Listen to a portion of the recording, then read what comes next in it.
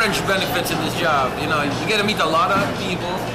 You know, summertime is great. I think summertime is the ultimate for a biker. You get to see the fashion fair in Toronto.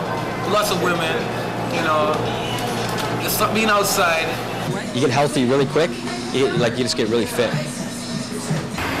Probably because they don't like the fact of sitting in a confined office, breathing regurgitated air, listening to somebody bitch about their job in the cubicle right beside them. No, you get healthy.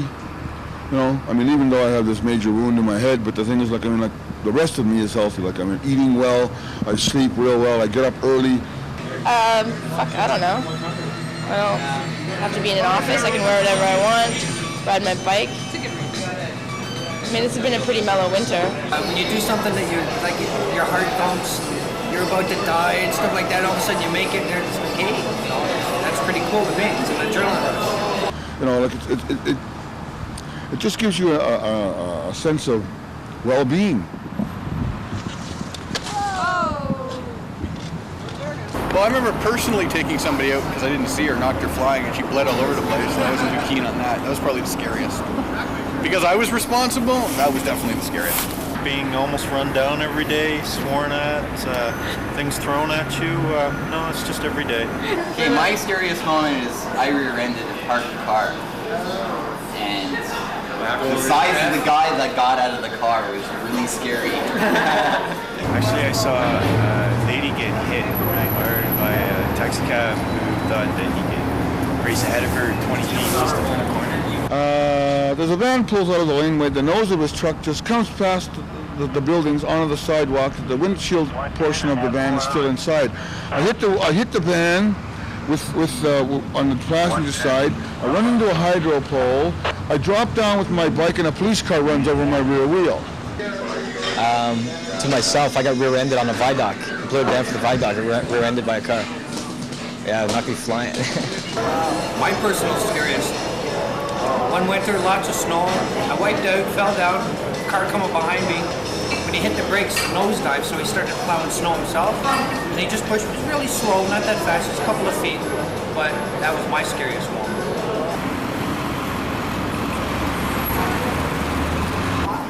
Going through stop signs, not signaling, failing to yield to a police officer. I had my headphones on. I told him I didn't hear him. He had to prove otherwise.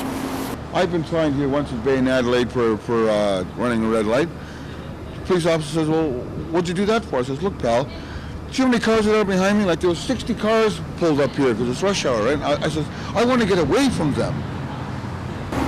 Yeah, I guess, you know, if they catch you, you gotta catch you first. A relaxing feeling, viewing her smile, with her white teeth and olive dimples, a magnitude undefined. As she cast her custom Nubian glow, she rained thunder and snow. Only my soul, the icicles didn't know. With a temptation bliss from a sweet mango breast as they put through from a rosemary hourglass dress.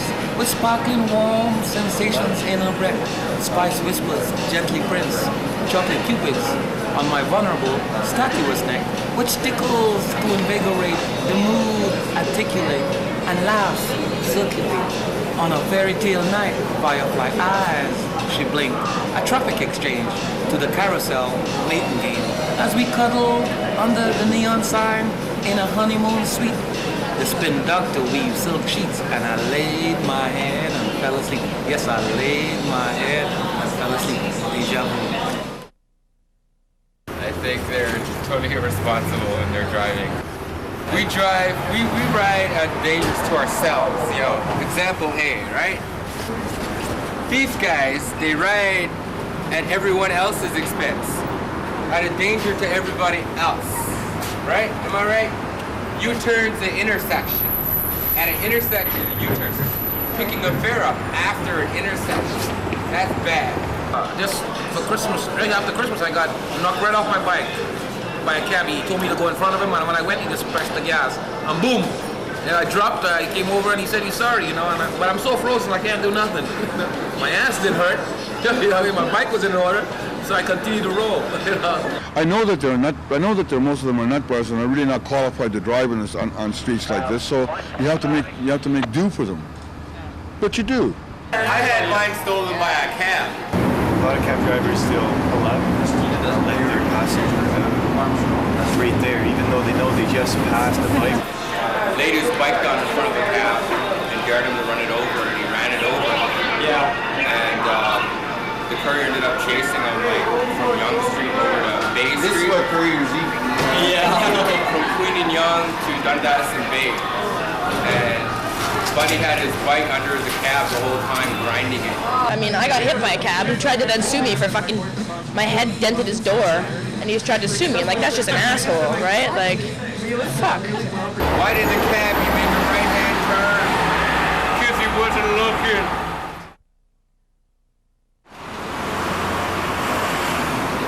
Streetcar tracks.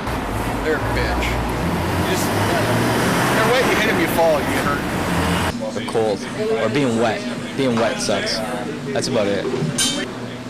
People thinking that I'm a dirty, scummy drug freak. I don't do drugs, and I don't stink, and I don't think I'm scummy. The worst thing is I don't make enough money.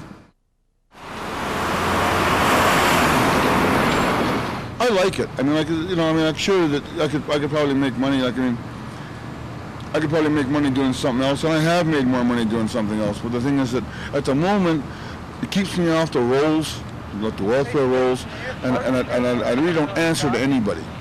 You know, like, it's like, they don't say, oh, what jobs did you look for? You know, here was your rent receipt. You know, all those like the little things that really aren't any of their business, but they have to do them so that I can remain part of that social net.